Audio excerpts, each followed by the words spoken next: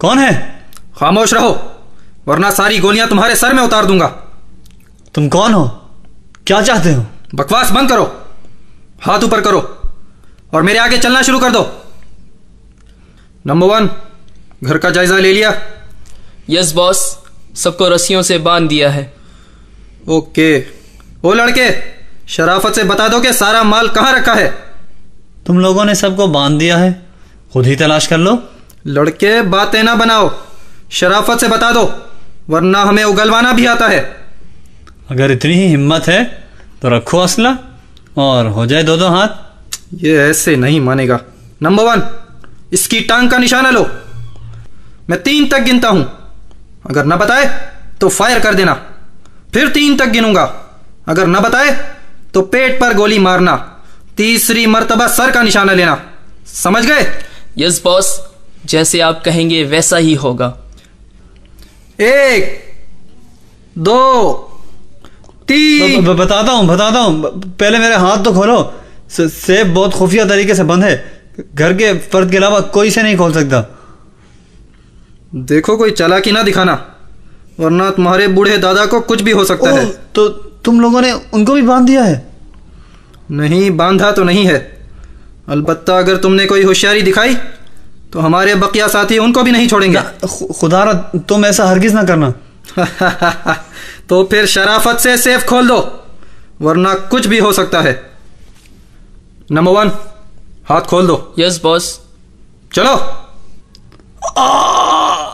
Number 1, जाओ देखो क्या हुआ। Yes boss. अरे रुक जाओ, कुछ नहीं करना। कौन है? क्या हुआ? बस इसी मौके की तलाश अरशद को थी। अरशद का दायां पैर जोर से घूमा और डाकू की कलाई पर पड़ा। राशिद की किक का लगना था कि डाकू के हाथ से पिस्तौल गिर गया। पिस्तौल का गिरना था कि राशिद ने पिस्तौल को उठा लिया। खबरदार, पिस्तौल मेरे हाथ में है। शाफा से हाथ उठा दो, मुड़कर पुश्त मेरी तरफ करो और दीवार के करीब हो जाओ। मैं तुम्हारे हाथ बांध रहा हूं, कोई हरकत ना करना वरना मैं गोली तुम्हारी खोपड़ी में उतारने से बिल्कुल दरेक नहीं करूंगा। इसी दौरान डाकू का दूसरा साथी कमरे में दाखिल हुआ। बॉस कोई मसला? ओह, ये क्या? पिस्तौल फेंक दो और हाथ ऊपर उठा लो वरना तुम्हारा बॉस गया काम से। तुम भी अपने हाथ बंधवा लो। शोर की आवाज सुनते ही राशिद के तमाम घरवाले जाग गए। यह अजीब मंजर देखकर राशिद के भाई ने कहा, अरशद, ये कौन है? ओह, ये तो डाकू हैं। जल्दी से पुलिस को फोन करो, इनके नकाब तो उतारो। ये हैं कौन? ओह नईम, तुम और बिलाल, ये तुम दोनों हो मेरे कराटे क्लब के दोस्त? हाँ अरशद, ये हम दोनों हैं। लेकिन ये तुम दोनों ने क्या किया? आज कौन सी तारीख है? तारीख का क्यों पूछ रहे हो? ओहो, आज 1 अप्रैल है। लेकिन तुम लोगों ने बहुत बुरा किया।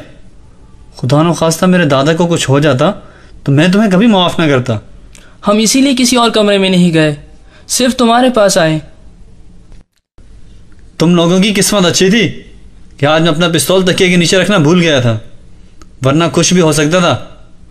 तुम लोगों के पिस्तौल तो यकीन नकली होंगे। इस बारे में तो हमने सोचा ही नहीं था। हमारा तो बस ये मकसद था कि तुम्हें किसी तरह बेवकूफ़ बनाए और ये देखें कि जिस तरह तुम क्लब के अंदर अपनी कारकर्दगी का मुजाहिरा करते हो, क्या अमली मैदान में भी तुम कुछ करने की सलाहियत रखते हो या नहीं। लेकिन तुमने गलत रास्ता इख्तियार किया है।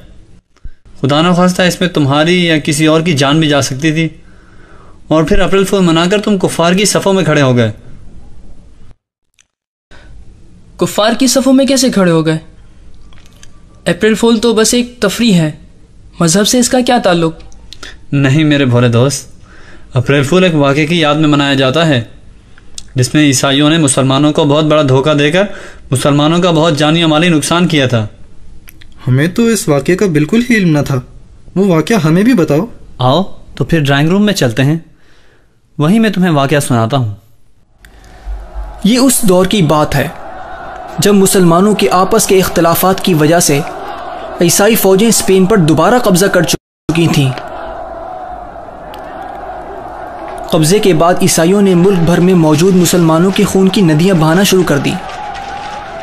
جب یہ عیسائی فوجیں مسلمانوں کو قتل کر کر کے تھک گئیں تو مسلمانوں کا جلد از جلد خاتمہ کرنے کے لیے عیسائی بادشاہ فرڈینینڈ نے مسلمانوں کو جمع کرنے کا حکم دیا۔ مسلمانوں کو جمع کیا جائے، ہم ایک حکم دینا چاہتے ہیں۔ جو حکم ہو بادشاہ سلامت۔ او مسلمانوں، بادشاہ نے تم لوگوں کو طلب کیا ہے۔ چنانچہ بہت سارے مسلمان جو قتل و غارت گری کی وجہ سے بہت پریشان تھے صلح کی امید لے کر بادشاہ کے دربار میں چلے گئے۔ مسلمانوں، تم لوگوں کی جانیں اسپین میں محفوظ نہیں ہیں۔ تم لوگوں کی حفاظت کے لیے ہم نے یہ فیصلہ کیا ہے کہ سمندر پار تم لوگوں کو بھیج دیا جائے تاکہ تم لوگ وہاں آزادی سے رہو، لیکن یہاں رہنے کی کوئی گنجائش نہیں، سمجھ گئے؟ بادشاہ سلامت، یہ آپ کیا کہہ رہے ہیں؟ کیا واقعتاً ان مسلمانوں کو وہاں بھجوا دیں گے؟ او میرے بھولے وزیر، کیا تم نے مجھے بیوقوف سمجھ رکھا ہے؟ ان کو تو ایسا سبق سکھاؤں گا کہ ان کی آنے والی نسلیں بھی یاد رکھیں گی۔ بادشاہ کا اعلان سننے کے بعد بہت سارے مسلمان اپنا سارا سامان چھوڑ کر چند ضروری چیزیں لے کر سمندر کے کنارے پہنچ گئے۔ وہاں عیسائیوں کی پرانی کشتیاں کھڑی ہوئی تھیں۔ تمام مسلمان ان کشتیوں میں سوار ہو گئے۔ کشتیوں کے ملاح عیسائی تھے۔ جب کشتیاں عین سمندر کے درمیان میں پہنچ گئیں تو عیسائیوں نے بارود کے ذریعے کشتیوں میں سوراخ کر دیے، خود حفاظتی کشتیوں میں بیٹھ کر واپس آ گئے۔ کشتیوں میں سوراخوں کا ہونا تھا کہ تمام کشتیاں مسافروں سمیت پانی میں غرق ہو گئیں۔ اس پر تمام عیسائی دنیا بہت خوش ہوئی۔ وزیر صاحب، دیکھا تم نے کیسا سبق سکھایا ان مسلموں کو؟ واہ بادشاہ سلامت، دل خوش ہو گیا۔ اس روز تاریخ 1 اپریل تھی۔ اسی واقعے کی یاد میں مغربی دنیا میں 1 اپریل کو اپریل فول منایا جاتا ہے، اور بے خبر مسلمان بھی ان کے ساتھ شریک ہو جاتے ہیں۔ سنا تم لوگوں نے؟ ہاں دوست، ہم بہت شرمندہ ہیں۔ بچوں، سنا آپ نے؟